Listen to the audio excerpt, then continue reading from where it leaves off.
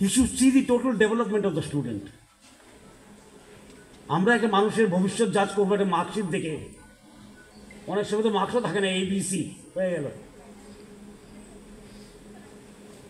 একটা ভবিষ্যৎ, ভারতবর্ষের ভবিষ্যৎকে আমরা কি করবো, A বা C, ABC বলে মার্ক করে দেবো, ক্যাটাগরাইজ করবো। সেটা হয়তো বাঞ্ছনীয় নয়।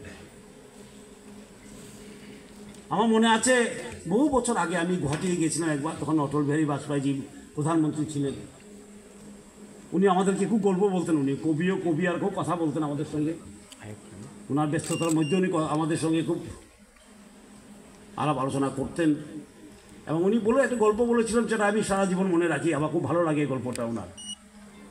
উনি বলেছিলেন, আমার অফিসে একজন খুব নামি ধামি সাংবাদিক এসছে আমেরিকার থেকে, আর এসে আমাকে প্রশ্ন করলো, prime minister, what is the future of India? উনি বললেন, আমার কাছে এসছে ফিউচার অফ ইন্ডিয়া দেখার জন্য।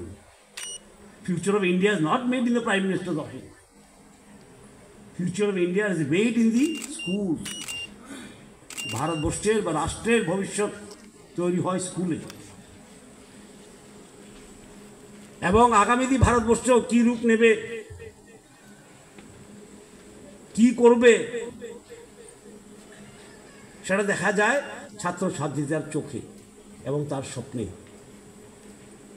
সুতরাং আপনি ভুল জায়গায় এসছেন, you go to schools and universities.